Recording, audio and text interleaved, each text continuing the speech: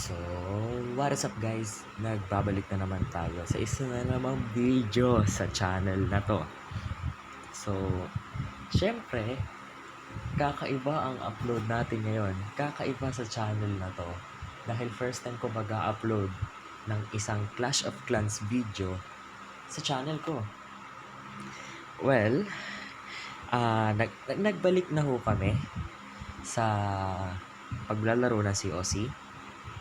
Nagsimula ho kami ng Clan War League and papakita ko sa inyo kung ano yung documentation ng mga nangyayari sa War League namin. So makikita nyo, ito yung main account ko.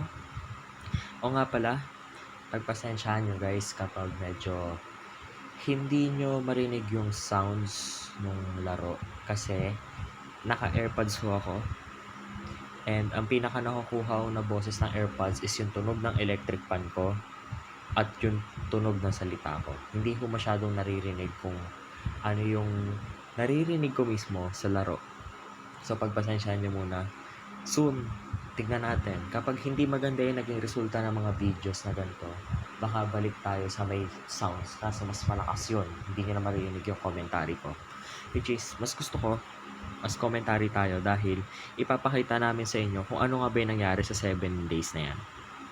So, as of recording this video, tapos na ho kami sa 6 days. Nasa 7th day na kami. At yung 7th day na yon, late ko na siya mare-record. Yeah. Kasi mag-a-advance ako ng tambak ng videos kasi ako po ay magbabakasyon. Dahil ako po ay magbabakasyon, paghahandaan ko yung mga kailangan kong gawin, kailangan ko magtambak, kailangan ko ng ganun-ganyan, and magandang content din to guys. So ngayon, ito nga pala yung clan namin, which is White Devils. Ako ang nagmamanage. Well, yan. Marami mga members, may mga bago, yan. And kung gusto nyo sumali, join na lang kayo, White Devils. Siyempre, open naman kami basta ma-hit nyo yung requirements. And meron din kaming academy, which is yung second clan namin, Devils Academy. Kung gusto nyo sumali na lang kayo doon kung hindi kayo makapasok dito. Yun lang naman. So ngayon, wag na natin patagalin pa. Papakita namin sa inyo kung ano yung nangyari sa day 1 ng War League namin. So dito, sa day 1 ng War League namin, kung makikita nyo, it's 37-9 laban sa Luigi Gang. Makikita nyo, medyo nadurog namin sila maliban dito. Ewan ko kung ano nangyari. Maliban doon sa taas. Ipapakita ko mismo sa inyo yung sequence ng pag-attack. And I hope you enjoy. Huwag natin patagalin pa. Pakita na natin yan. So, unang-una sa war event. Nagsimula ang lahat noong 3 minutes ng pagsimula ng atake nang umatake ang isang member namin, which is si Sir Tungkoy.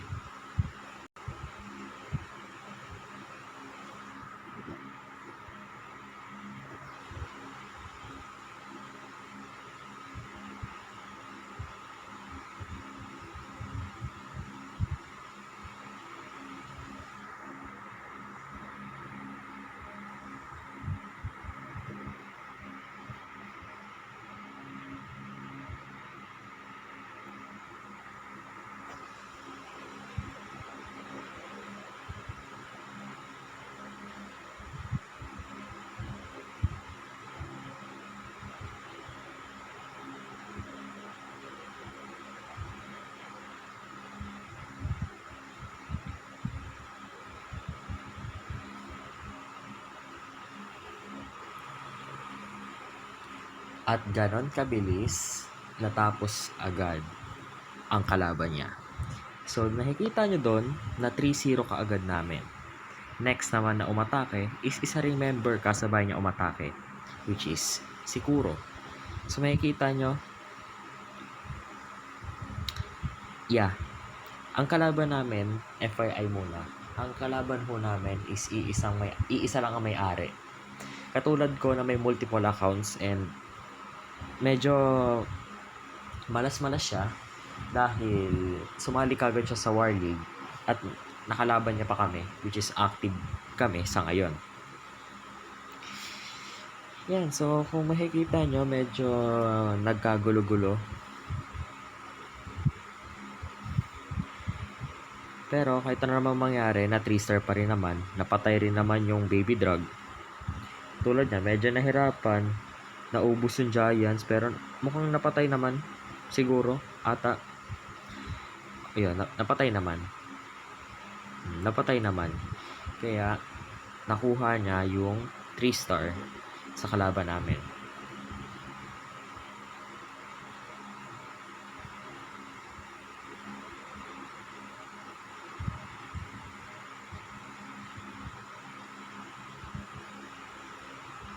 Kung kaya ang nangyari ay 6-0.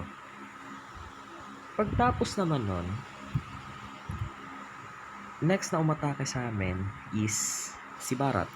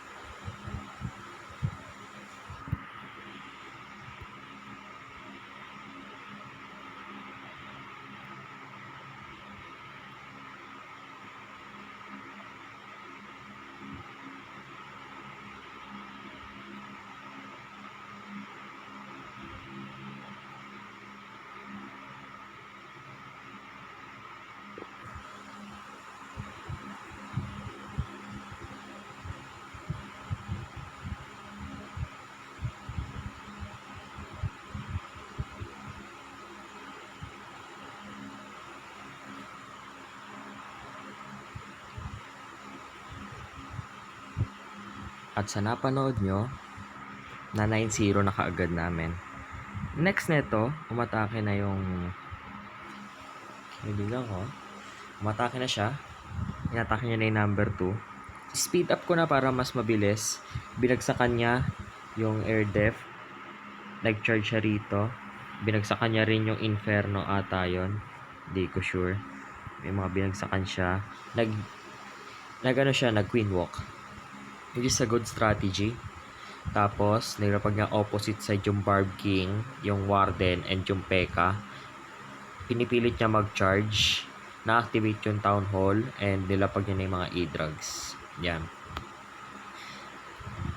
Medyo malas siya, hindi niya kaagad napatay yung Eagle Artillery.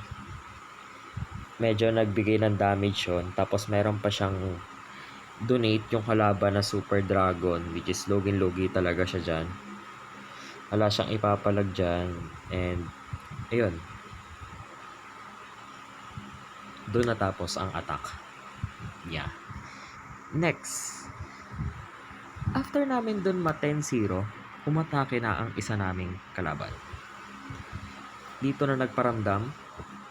Medyo bibilisan ko na rin.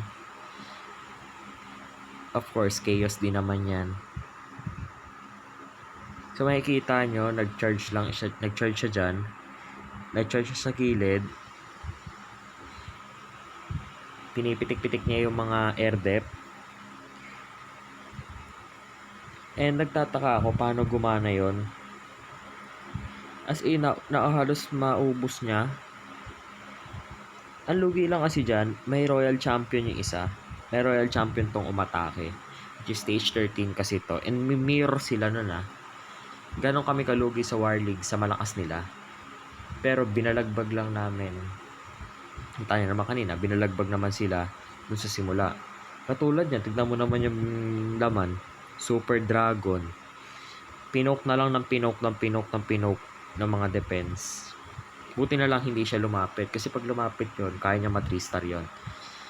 So, binanatan hanggang sa mamatay. Nasira pa niya yung Wizard Tower. And, yun. Doon natapos ang attack nun. So, ang nangyari, naging 10-1. Nung pagtapos nun umatake, 6 minutes lang nun, nagsimula na akong magsi-atake.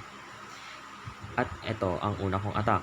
So, nakikita nyo, TH9, na troops laban sa TH9. And medyo rush siya. Yeah. Speed up natin ng onte. Alam naman natin yan. Nakuyog dragon technique. The dragon spam. O, diba? Walang kahirap-hirap. Nilapag na lang ng nilapag. Wala nang effort. Charge pa yung BK. Tapos warak na agad. Simple as that. After naman nun, after kong umatake ulit ako ng isa pa. Sumunod naman yan is, isang TH9 na umatake sa kanyang mirror na TH4. Yeah, medyo nakakaawa kasi dinurog. Pero kasi, wala eh. Yung mirror eh, wala tayong magagawa eh. Kaya yun. Tapos na agad. Yun na yun. After nun, ano na score? 16-1. After ng 16-1, umatake na isa naming member pa, si Hiroshima. And, halos parang pinagtripan niya na lang din. Yun. Yan, winarak. Nilapag niya lang na nilapag. After nun, gumana na 3-star. Kita niyo naman sa replay na 3-star.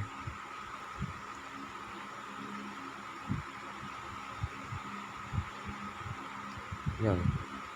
Chinarge lang niya ng chinarge, hindi pa nga niya nilapag halos lahat ng troops niya and na 3-star niya kagad. Kaya ang naging score is 19-1. After nun, after ni Hiroshima, sumingit kasi siya, umatake na ulit ako. And, umatake ang TH8 ko sa isa na namang TH4. So, yan na naman tayo sa pandudurog na naman.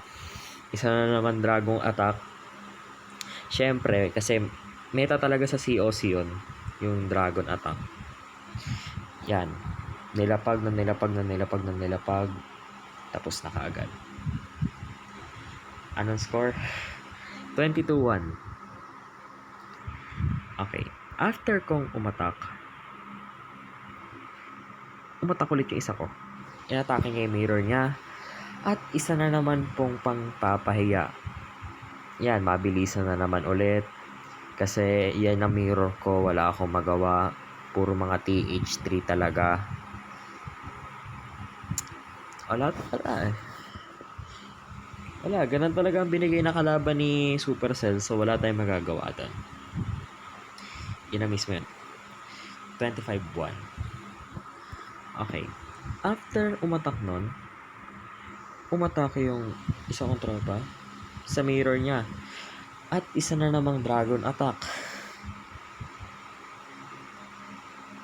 Kawawang-kawawa mga base na itong mga to. Hindi man lang binigyan ng pagkakataon lumago.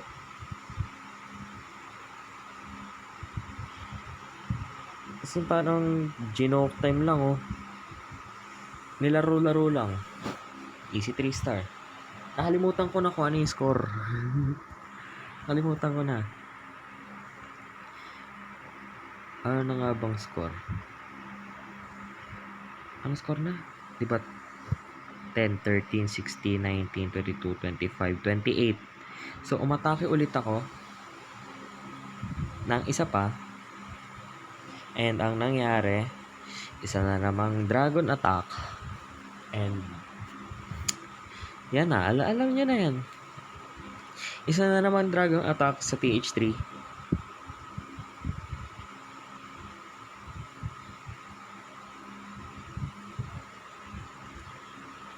Isa na naman dragon attack. Kaya ang naging score namin is 31-1. After nun umatake yung isa namin and hindi siya umubra sa kalaban. So, i-speed up ko na yan. Kita nyo, pinalabas niya, masyado siyang maraming giant. Bakit? Dun mali siya ng pagkakalapag. And, yun. Nilapag yan. Hindi umubra kasi baby dragon yon. Yun, doon siya natalo. So, ang score pa rin namin, 31-1. After nun, umatake na ang number 15 namin. Of course, nilapagan niya ulit yung kalaban niya. Tinapatan niya rin. First time, hindi niya muna in-aggressive. O ngayon, pinalabas niya. Kasi usually, doon kagad nilalapag sa clan castle eh. Pero siya, nilapag niya, nilinis niya talaga muna lahat. So ngayon, para nakikipag-unahan yung baby dragon sa ang nangyari, mukhang mauunahan siya. Yun yung nangyari. Naunahan siya. Kung kaya, ang score is 34-1. After nun, umatake yung number 1 sa akin. Yan. So, i-speed up ko na. So, yan ginawa niya. Inatake niya ako ng inatake. Taas na ng TH nito eh. Taas na ng TH nito pero wala tayong magagawa. Tayo nga, dinurog natin yung mga TH3 niya. Di okay lang na durugin tayo. Ayun, hindi umubra yung natin, strategy natin dyan. Medyo nasira tayo. Medyo nasira talaga tayo dun. Kawawa talaga yung natin, base natin nun. Kukunat pa naman ng mga dragon niya. Yun, naubos yung base natin. So, ang naging score 31-4. Ay, 34-4. After nun, ako na TH11. Umatake na lang ako sa 11 kasi naubusan ako ng atakihin. So, bilang respeto, ginamitan ko na lang ng heroes. Respeto na lang sa kalaban. Ginamitan ko na lang ng heroes kasi TH11 yan, tapos babalagbagin ko pa ng ganon. Maawa na lang siguro tayo. So, 37-4. After nun, 37-4, dito na sila nagsimula umatake. Yung mirror ng isa kong account, yung number 3, umatake rin. Makikita nyo, kakaiba yung atake niya. Parehas niyang binagsakan yun. Tapos nag-earthquake pa siya. Bakit? Tapos, bakit balloon? Tapos dragon. Di ba dapat pinuno dragon na lang niya? Kasi sayang yung balloon. Kaya hindi siya masyadong umubra. Oo, nakalinis siya. Siyempre, dragon attack pa rin naman yan kahit paano. Pero, inunti-unti lang talaga siya, Yan, nasira yung air depth ko. Pero, buhay yung X-bow ko. So, feeling ko, hindi naman kaagad nasira. Hindi naman sila umubra. Yun. Tapos, inunti-unti na lang nila yon. Pinag-burst sila ng Tesla hanggang sa naubos ata yung time. So, ang ending 37-5. Next, after nung 3, sumatake yung dalawang sunod nila and hindi sila umubra. So, papakita, i-speedrun ko na lang kasi TH3 umatake sa TH7 and talagang hindi talaga sila umubra.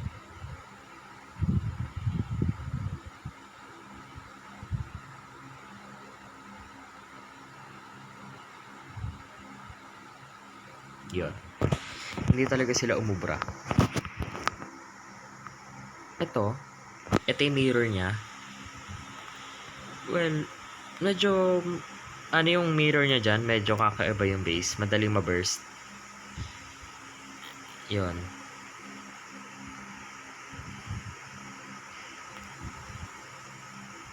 Pero hindi naman din sila umubra. Hindi rin naman naka-points. Kumbaga, lakas nung niya dito. Lakas nung baby drag niya dyan. Ganda ng pwesto. Kaso, pinitik-pitik lang na air dep eh. So, ang ending, 37-5 pa rin. Okay, next. After nun, atake kami. Yan. Itong TH4, inatake niya yung kapwa niya TH4 na kung saan nagresulta na ma-3 star niya. Kasi namatay agad yung E-Drag, marami pa siyang Archer, and pinitik niya ng pinitik, may Baby Drag pa siya, wala namang air depth. Mahina pa naman damage nung Archer Tower. Kaya, yun. Tinangki lang ng tinangki yung Baby Drag, Tapos nung nagwala, inatake. Baby Drag na mismo naglinis. Kaya ang naging score namin is 37-8. After nun, bago matapos, umatake ulit yung isa pa. Naka 1 star siya dyan. Ayan. Kasi alam niya na may laman. So, yun. Nagharapan yung Baby Drag. Ayan. Nasira nila yung Town Hall. Kaso pinitik lang siya na pinitik. Kaya hindi siya umubra. Yun yung nangyari. Kaya ang naging score is 37-9. Sa huling attack nila, munti ka na sila makapoint. Kasi alam na nila may laman yan. So pinalabas na nila. Hindi nila alam, hindi na siya Baby Dragon, which name nilagay ko doon. And sa nakita niya medyo kakaiba. Medyo, ang approach naman dito, nililinis niya. Chinarge niya yun doon, hindi naman pumasok. And of course, yung Baby Drag na naman. Nasira niya yung Wizard Tower. Ang problema, mali na target yung Archer. Kaya hindi siya nakastat. And yun nangyari sa aming day 1. So makikita nyo, maganda ang laban na pinakita ng Luigi. Magaling sila. Nakakuha kami ng 108 XP. Level 4 pa lang kami And ito yung War League namin. First War League namin after namin huminto sa COC at bago kami mag-lead dito sa clan na to. So ngayon, kita nyo naman, 37-9, 86.73% ang total destruction laban sa Luigi Gang na 31.80. 8 ang umatake sa kanila, 14 sa amin. Yun lang naman.